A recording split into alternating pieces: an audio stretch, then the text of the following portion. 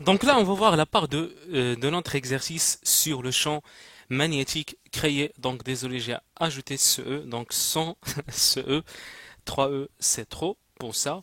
Donc le champ magnétique créé par une sphère circulaire parcouru par un courant I. Donc on a vu ce rappel dans la part qui a pu précéder. J'espère que vous avez déjà vu cette part. Donc je parle avec vous pour un petit peu effacer pour que vous vous ennuyez pas. Donc, ici on a cette spire qui est parcourue par ce courant I. Donc on va utiliser tout simplement la loi de Biot et Savart pour déterminer le champ créé par cette spire circulaire en toute simplicité. Donc j'espère que vous avez bien réfléchi et que vous avez bien trouvé le champ créé par cette spire circulaire qui est vraiment toute gentille comme vous voyez.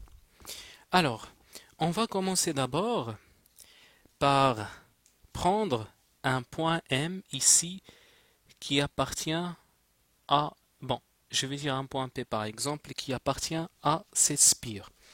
Et là, mon objectif, c'est de donner le champ magnétostatique ou le champ magnétique, bon, le champ magnétique créé au point M par cette spire circulaire.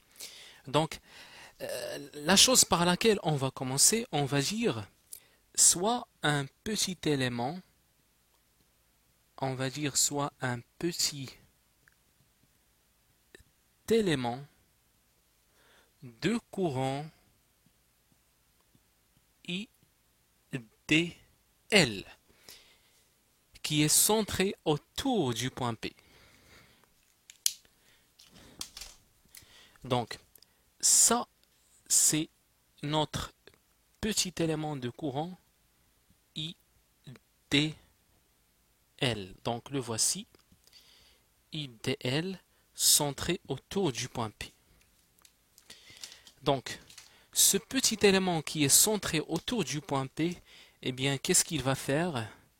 Eh bien, il va nous créer au point M le champ magnétostatique élémentaire dB. Soit un petit élément de courant IDL, donc c'est un vecteur, eh bien, il crée le champ élémentaire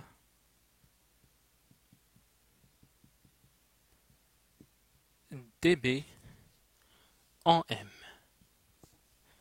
Donc, tel que dB en M est égal à combien? Alors, on s'est mis d'accord dans le rappel qu'on a vu précédemment. On a dit que c'est mu0 sur 4pi. Donc, ce qui crée ce champ-là, c'est IDL qui est centré autour du point P. Et on va faire, donc ici, la source de ce champ créé au point M, c'est tout simplement IDL qui se trouve au point P. Donc on va commencer par P. Notre objectif, c'est le point M. Donc je fais M et je divise par PM. Mais n'oubliez pas que vectoriel. Donc IDL vectoriel PM sur PM au cube, bien sûr. Donc ça constitue ce qu'on appelle la loi de Biot et Savart. Ici, bien entendu, j'ai le rayon R. Ce point P là, il faut savoir que ce point P, on va le repérer en coordonnées polaires par petit r qui est égal à, dans ce cas-là, grand R, et par phi. Donc ici, sachez que ça c'est phi, et ça c'est tout simplement R, et je vais appeler cet angle par exemple θ. Alors, commençons. Dans un premier temps, on va donner l'expression de dl par exemple. Je ne vais pas quand même vous rappeler que si vous avez un cercle comme ça on l'a vu pas mal de fois en électrostatique, si ça c'est dl cette partie-là, et ça c'est votre rayon R, et ça par exemple c'est phi. Alors si vous voulez le dl, eh bien vous dites que dl c'est tout simplement R d phi. Eh bien dans notre cas ici, si vous avez le vecteur dl, sachez que là vous avez euro, ici c'est euro, et ça c'est e phi.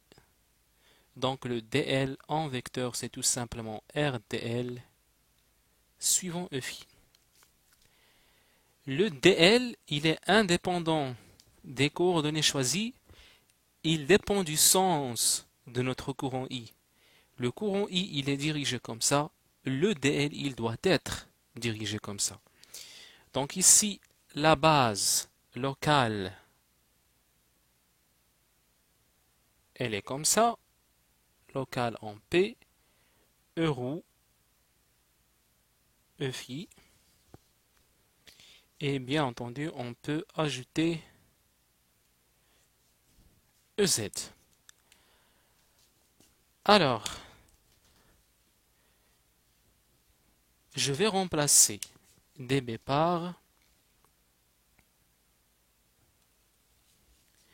donc j'espère que vous voyez tout ça. Voilà, c'est bien. Donc on va écrire ici que dB en M est égal à mu 0i. Je vais remplacer dl tout simplement par R d phi, E phi. Donc R d phi E phi vectoriel Pm sur Pm au cube divisé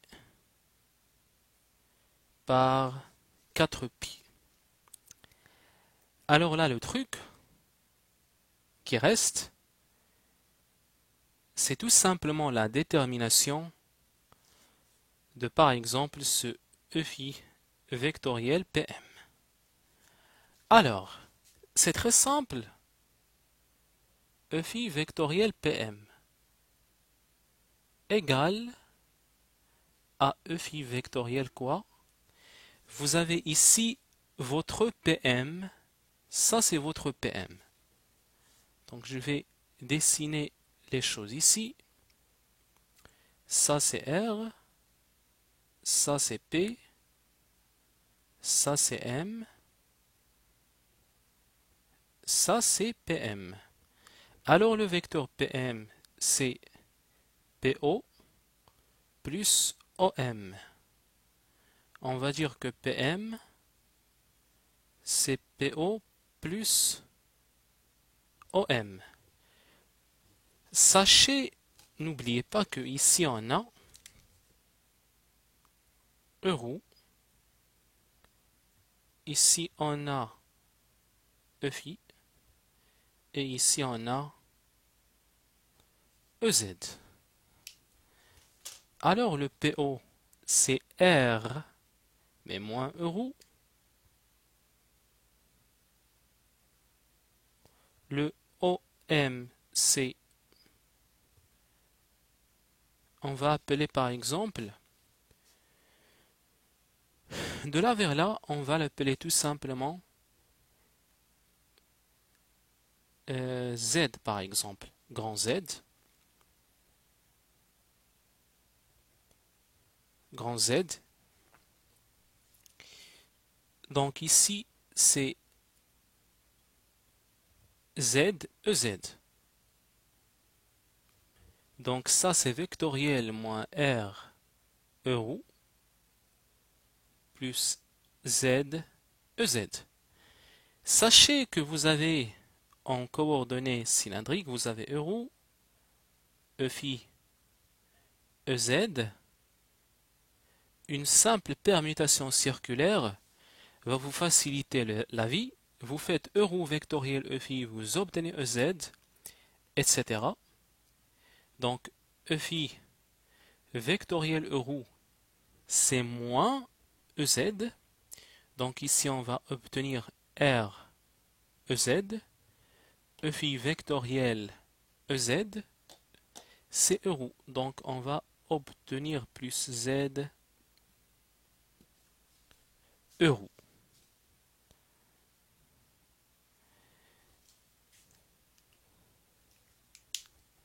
Alors, et le PM au cube est égal à combien? Donc je vais laisser le PM. Bon, d'ailleurs, le PM il est constant. Pourquoi le PM il est constant? Parce que j'ai tout simplement une spire qui est circulaire. Attention, j'ai une spire circulaire. Et ici, je fixe le point M pour calculer, pour déterminer le champ au point M. Bien sûr, je fixe le point M. Et si P il est là, cette distance elle est la même. Si il est là, cette distance elle est la même. Si il est là, la distance elle est la même. Pourquoi? Parce qu'il s'agit d'un cercle. Imaginez que vous avez quelque chose qui est un petit peu comme ça.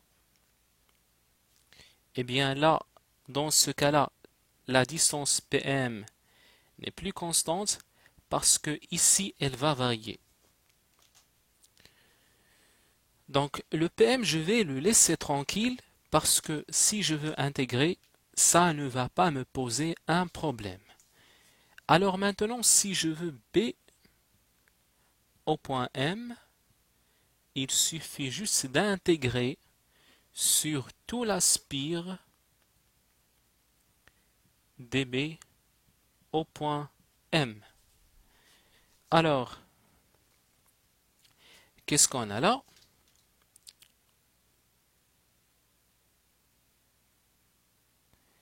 Tout le monde ici est constant. mu0, i, r, 4pi, pm au cube. Tout le monde ici il est constant. Presque tout le monde, sauf bien sûr ça, bon ça. Alors, on va écrire mu0i, r sur 4pi, pm au cube, intégrale spire, e phi, vectoriel, PM défi.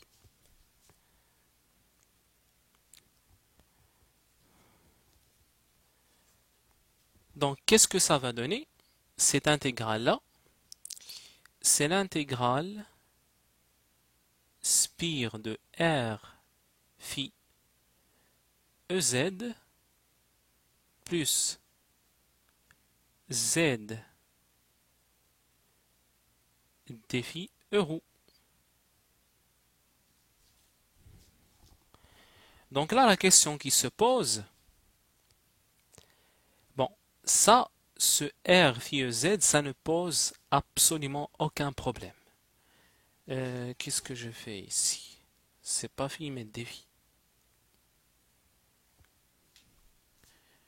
Donc par exemple, cette intégrale-là, ça ne va poser aucun problème. Donc ça, c'est tout simplement l'intégrale spire R défi EZ plus l'intégrale spire Z défi euro.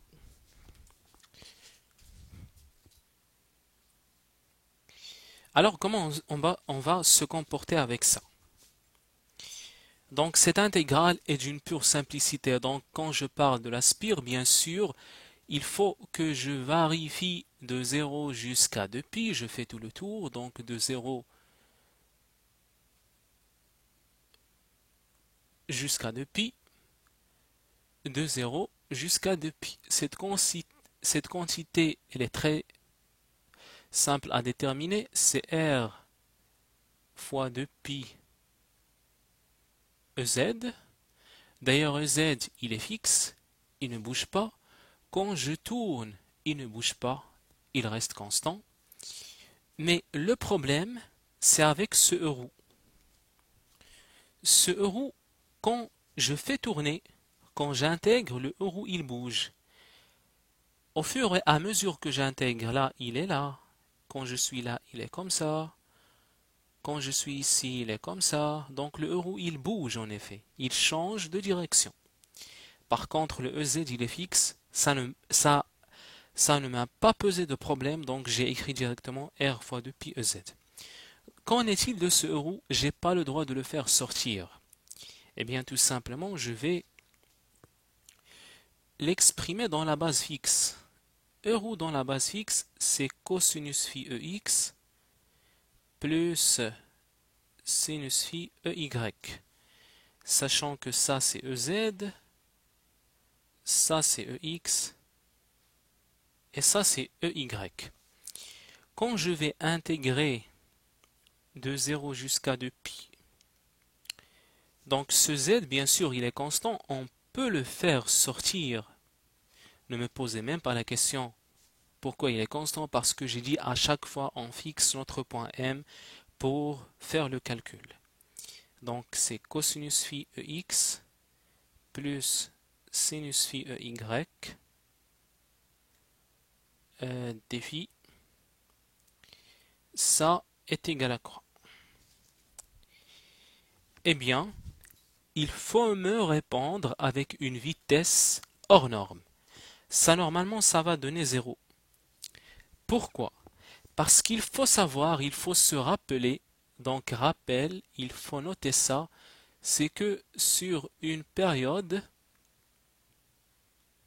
vous avez l'intégrale de 0 jusqu'à 2pi de sinus phi dφ est égal à 0 et l'intégrale de 0 jusqu'à 2pi de cosinus phi dφ est égal à 0 en toute simplicité.